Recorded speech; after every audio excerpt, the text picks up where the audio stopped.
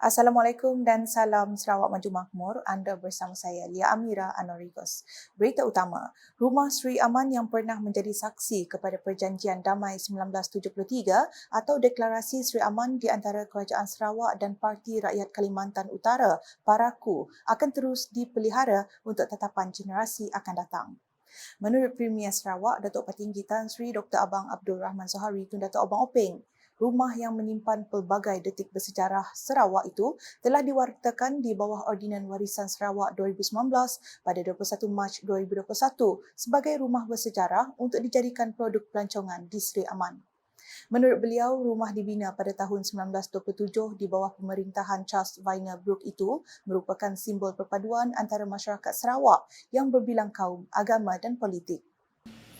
Disebabkan oleh keunikan seni bina dan nilai sejarah yang terpahat di bangunan ini, maka ia telah membawa kepada pewataan Rumah Sri Aman sebagai rumah bersejarah di bawah Sarawak Heritage Ordinance 2019 pada 21 Mac 2021.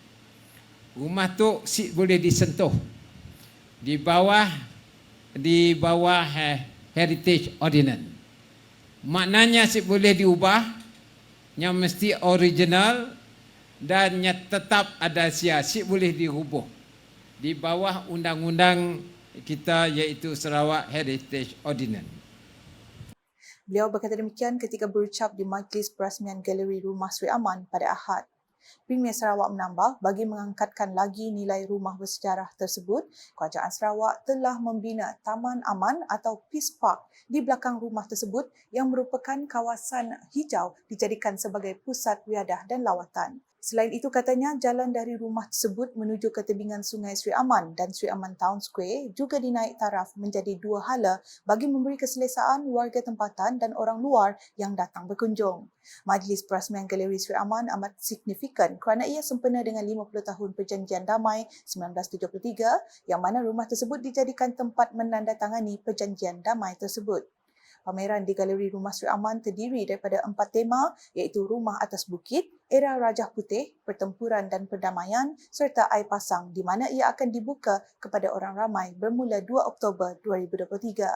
Turut hadir isteri Premier Sarawak Puan Sri Dato' Amar Jumaani Tun Tuanku Bujang, Timbalan Premier Sarawak Dato' Amar Douglas Ugah Embas, Menteri Pelancongan, Industri Kreatif dan Seni Persembahan Datuk Seri Abdul Karim Rahman Hamzah, Timbalan Menteri Pendidikan, Inovasi dan Pembangunan Bakat Datuk Francis Harden Hollis, Timbalan Menteri Pelancongan, Industri Kreatif dan Seni Persembahan Datuk Sebastian Ting Chiu dan Datuk Snowden Lawan serta div-div kenamaan yang lain. Terdahulu ketika berucap, Datuk Seri Abdul Karim berkata Perjanjian Sri Aman telah menjadi mercu tanda keamanan di Sarawak dalam mencari titik kesefahaman dengan pihak komunis suatu ketika dahulu. Jelas beliau, generasi terdahulu seharusnya dipuji kerana dapat mengadakan perjanjian damai bersama komunis biarpun terdapat pihak yang membantah. Our forefathers, the leaders of yesterday, are able to look into, sit down, and come up to that peace treaty. I know some of us might not be happy, but the majority of us are able to see the fruit of this peace. Perjanjian Sri Aman telah menukar segalanya. Datuk Seri Abdul Karim menambah Sarawak amat bertuah kerana negeri ini pada ketika itu mempunyai pandangan yang baik. Katanya lagi, keharmonian pada hari ini dapat dirasai kerana perjanjian yang dimeterai pada 21 Oktober 1973 itu. Sehubungan itu, beliau percaya perjanjian Sri Aman turut menjurus kepada perubahan pembangunan yang berlaku sehingga hari ini. Paparan selanjutnya, Pesta Benak Sri Aman 2023 yang diadakan sejak 29 September lepas menimbulkan keterujaan orang ramai terutamanya bagi penduduk tempatan.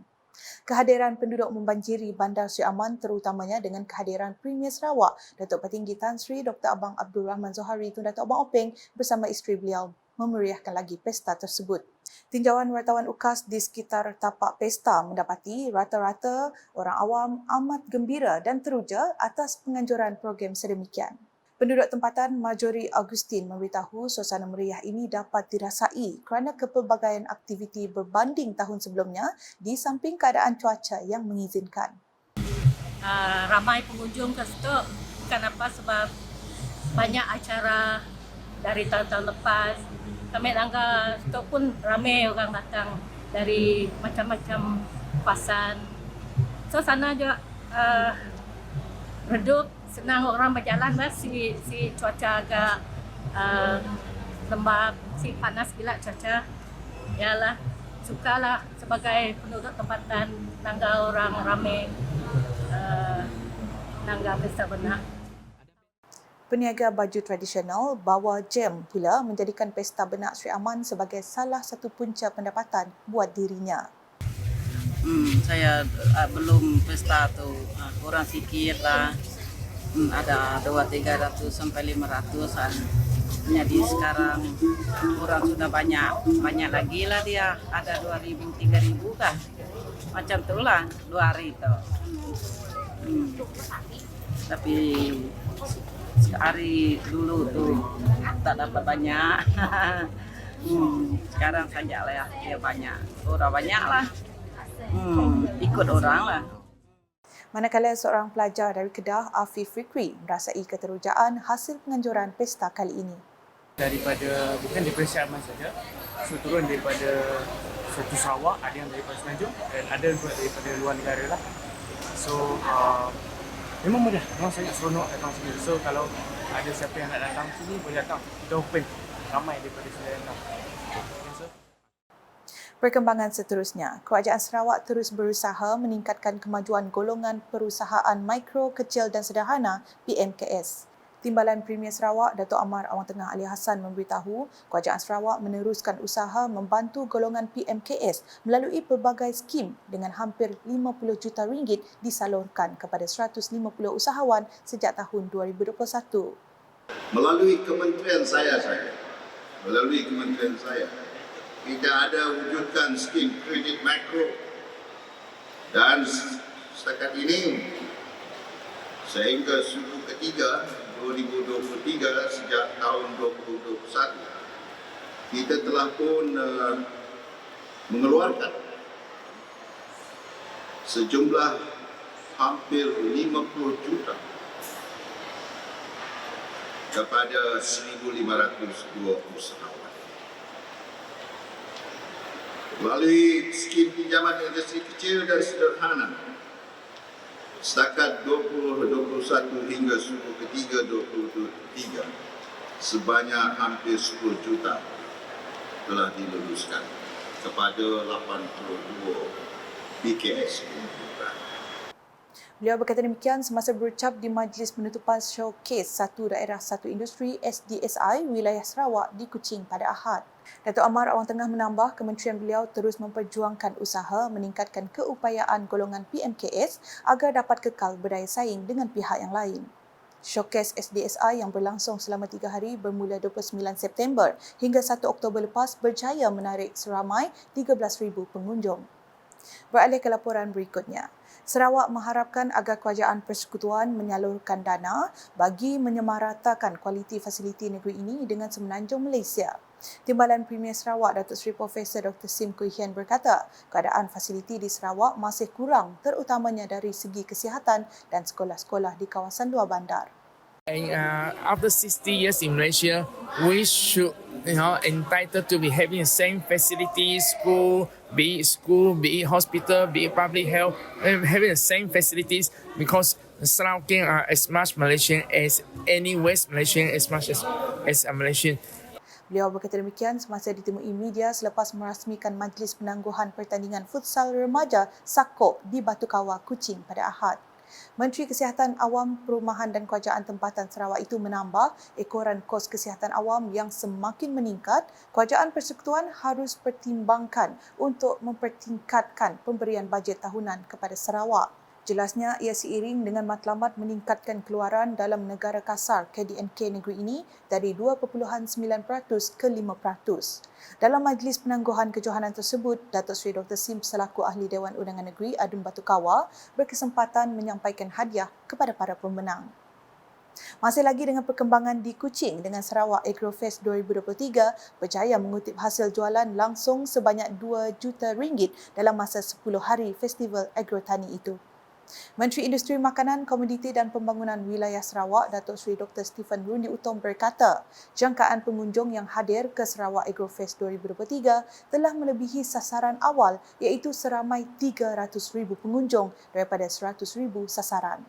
Kita melihat orang ramai berduyun datang. Our initial target 100,000 orang. Tetapi pada hari ini, pada jam ini, lebih daripada 300,000 orang pengunjung ke kawasan ini. Betapa melihat semangat orang mau melihat bagaimana perubahan yang boleh dilakukan, impact yang boleh dilakukan. Itu sebabnya keadaan yang kita alami pada ketika ini adalah rakyat sedang menunggu, yaitu farming community, masyarakat tani sedang menunggu bagaimana mereka dapat memperolehi advantage daripada keadaan kita memajukan pertanian. Hasil kita yang kita jangkakan daripada 100,000 orang kepada lebih dari 300,000 orang, jualan kita sendiri direct sale sudah lebih daripada 2 juta. Beliau berkata demikian ketika berucap dalam Majlis Penangguhan Sarawak Agrofest 2023 di dataran perayaan Stadium Negeri Sarawak pada Ahad. Dalam pada itu, tambahnya, Kabinet telah bersetuju untuk mengadakan Sarawak Agrofest 2024 yang lebih besar daripada tahun ini. Sedikit berita sukan. Kelab Phonik Meranik dinobatkan juara keseluruhan NSIX Muay Thai Challenge 2023 edisi kedua yang melabuhkan tirainya di Dewan Serbaguna Akademi Kastam di Raja Malaysia Akmal di Jalan Matang Kuching pada Ahad. Ia selepas kejayaan barisan petinju kelab yang berpangkalan di Semarahan itu merangkul 10 pingat emas dalam perlawanan melibatkan pelbagai kategori berat. Sting Muay Thai Club pula muncul naib juara selepas menggondol 8 pingat emas. Saingan individu pula menyaksikan Muhammad Izzat Zulfakar Hazrid yang mewakili SS Fighter Muay Thai Club merangkul piala yang amat berhormat Datuk Seri Haji Fadilah bin Haji Yusof selepas menumbangkan lawannya Muhammad Nurizman dari Sting Muay Thai Club dalam pertembungan kategori 60 hingga 63.5 kg. Petinju Kelab Phonik Meranik Muhammad Hasbullah Mud tidak menghampakan pasukannya apabila berjaya menjulang trofi Super 4 Piala YB Fast kategori lelaki 51 kg selepas menewaskan Muhammad Shahrizan Mazran dari MTK Muay Thai Kenyalang. Manakala trofi Super 4 Piala YB Fast kategori perempuan 35 hingga 38 kg pula dimenangi wakil dari Remptab Muay Thai Emilia Ghazali Zulfika yang menundukkan pencabar dari Sting Muay Thai Club Miza Shazila Saufi. Juara perlawanan Super Fight Piala YB Fast pula disandang oleh petinju kilas Muay Thai Petra Jaya Muhammad Nur Aiman Kamarudin yang menumpaskan Ayu Arakasha dari Legasi Muay Thai 48 hingga 51 kg. Hadiah-hadiah kepada pemenang disampaikan oleh Ketua Setiausaha Politik kepada Premier Sarawak merangkap Ahli Dewan Undangan Negeri Adun Tupong Fazruddin Abdul Rahman. Turut hadir Timbalan Presiden Persatuan Muay Thai Negeri Sarawak PMNS Azmani Mohammed bagi mewakili Presiden PMNS Jumaat Ibrahim. Hampir 90 peserta dari pelbagai kelab tempatan dari Kuching, Semarahan, Bauk, Bintulu dan Miri mengambil bahagian dalam NSIX Muay Thai Challenge 2023 anjuran bersama PMNS dan Pusat Khidmat N6 Tupong. Sekian edisi tengah hari bersama saya Lia Amira. Berita lebih lanjut boleh didapati di semua platform media sosial UKAS termasuk portal ukas.sarawak.gov.my dan UKAS Channel di YouTube. Sebelum mengakhiri buletin, saksikan majlis perasmian Galeri Rumah Sri Aman yang disempurnakan oleh Premier Sarawak pada Ahad. #Saluran Informasi Rakyat. Salam UKAS.